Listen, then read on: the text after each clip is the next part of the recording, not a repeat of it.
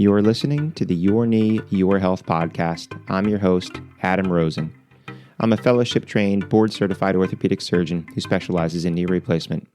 Here I'll talk to you about common knee complaints and other orthopedic issues. We'll cover other important health-related topics, all of which are meant to helpfully answer some of your questions and help improve the quality of your life. Thanks for listening, and on with the next episode.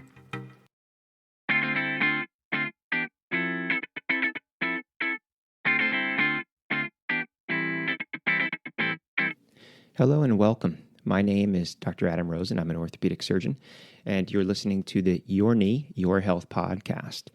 In this podcast, I'm going to talk to you a lot about not only your knee, but your general health, because your knee can affect your health just as well as your health can affect your knee. So we're going to delve into a lot of these episodes, not only on knee pain, knee symptoms, and exercises that you may do to help your knee, but also exercises, good nutrition, and a healthy way of living that can improve your entire health and well-being. So what I'd like to introduce you to today are just a few analogies that I've used over the years that help explain to people what they feel or what they're going through when it comes to their knee.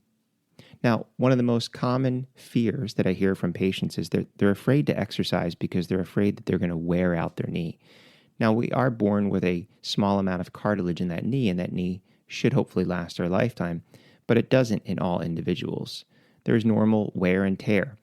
And when people are exercising, the analogy that I like to use is just imagine that you're driving your car. If you're driving your car, you know that your car has brakes and brake pads. Now, technically, if you step on your brakes, you are technically wearing down or wearing out your brake pad, but that is what it was designed to do. And if you don't step on your brake pad, you're going to hurt yourself or someone else or injure your vehicle or something else that you hit. So in the same sort of way, yes, technically, if you're doing exercise, are you wearing out the cartilage? Technically, yes. But at such a small microscopic level, when you weigh the risks and the benefits of the benefit of exercise, that far outweighs the risk of wearing out your knee. Now, the flip side of that is let's look at common sense activity. So if somebody says, yeah, but if I exercise, aren't I going to wear out my knee? And they're running 20 miles a day and doing CrossFit exercises and pushing as much weight as they can do and deep squats. Well, most people that I meet with knee pain couldn't do any of those things anyway. But yes, if you could, that would be excessive wear. That would be like slamming your brakes as hard as you can at every stop sign and stoplight that you come to. You're not going to be surprised when your brakes wear out prematurely. So as long as you use your car in a responsible manner, just like if you use your knee in a responsible manner, that risk of wear of the remaining cartilage is minimal. And the exercise and the benefits that you would get from range of motion and strengthening far outweigh that risk of making your knee worse. Now, the second analogy that I'd like to talk to you about today is the idea of giving way or stability. I hear from a lot of patients that their knee is unstable. Now, when we talk about stability in the office, there's two things that we're looking at. The patient's complaint, or what we call the subjective complaint of instability, and objective findings. So if I have an athlete who injures their knee on the field and they tear their ACL, and I examine their knee, I will sense that laxity, a few millimeters of abnormal motion that I would define as this knee is unstable, and the patient would notice it as well. But there's a lot of times where patients, especially with arthritic knees, will have the knee buckle or give out on them. It can occur suddenly. It can occur with or without pain, and it can be quite an issue with regards to falling and injuring and a fear that prevents people from doing exercise. So that subjective complaint of instability, when we then examine the knee in the office, you find that the knee is stable. There's no laxity of the ligament. So why does this happen? Well, take for instance, if you're walking barefoot in the kitchen and someone dropped a glass and there's broken glass on the floor, or if you're walking on the beach barefoot and there's a broken seashell.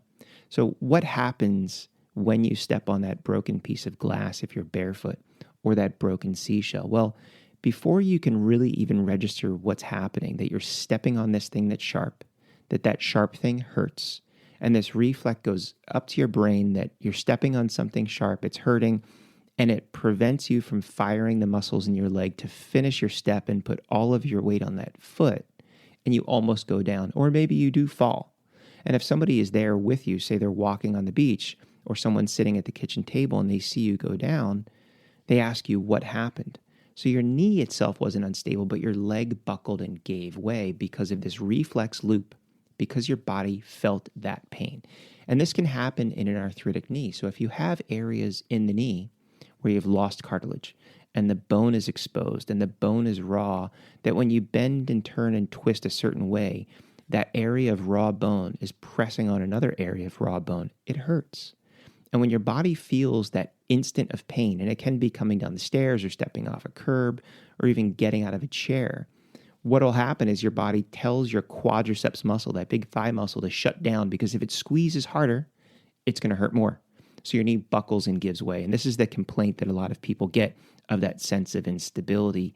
And although you can't go in necessarily and fill in those raw areas of bone, a lot of times when patients strengthen the muscle, it will stabilize the knee better. Or occasionally, they recognize a certain position of bending is the position that it always occurs in, and they may learn to avoid that position.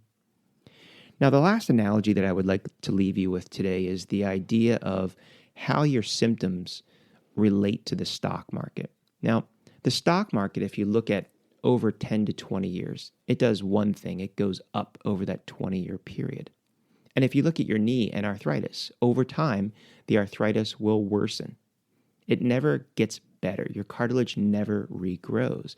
And if you look at the stock market on a day-to-day basis, it can be somewhat confusing. So even people that follow the market very, very well and are very knowledgeable will see things that happen in the world or in business, and they'll expect and see the stock market to go up. Or when something bad happens with a business or something bad happens in the world, they'll see the stock market go down. And the same thing holds true for your knee. So if you do a lot of exercise and a lot of activity, you may have more pain and symptoms. And if you sit around all day and read a book and watch TV, you may have less symptoms. But the confusion occurs is when bad things happen in the world, or bad things happen with a particular company, and the stock market goes up. It does happen from time to time. And just like if something good happens and you expect the stocks to go up, they actually go down. So this can also occur with your knee, and it's confusing for patients because they do a lot of activity, they do a lot of exercise. I actually see this a lot when patients go on vacation and they're walking a lot and they're taking a lot more steps and they're traveling, and they notice that their symptoms are actually better, even though they expected them to be worse. Now, the other thing can occur too is where all of a sudden now you're relaxing, you're not doing a whole lot, and you think things should feel better, but they feel worse. So that's the confusion. And I try to explain to my patients that we can't figure it out, just like everybody that follows the stock market can't pick it from day to day. So just appreciate the days when your knee feels good, and you can do more on those days. And on days where your knee feels bad, whether or not you were resting or you did too much, back off a little bit. But I do recommend to all my patients that even on a bad day, try not to do nothing.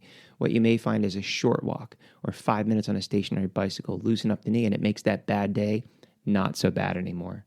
So I'm hoping that those analogies, the idea of the brake pad and the wearing out of your knee, using it because that is what it is intended to be used for, and the idea of it giving way, the idea that when you have a raw area of bone from your arthritis squeeze, it may make your knee feel like it wants to buckle and give out, but it's usually not a structural problem inside your knee.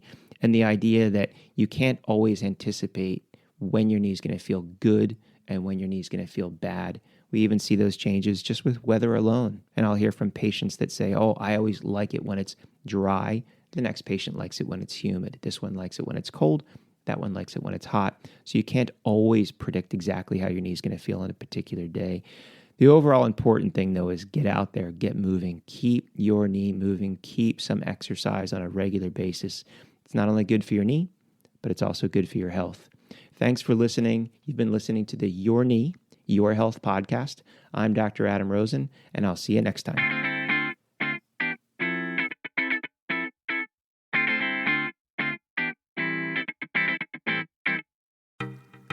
Thanks for listening to the Your Knee, Your Health podcast. If you've not already done so, please subscribe so you'll be notified of future episodes. And if you enjoy what you're hearing, please take the time to leave a review. It helps other people like you find the show. I'm your host, Adam Rosen, and until next time, stay safe.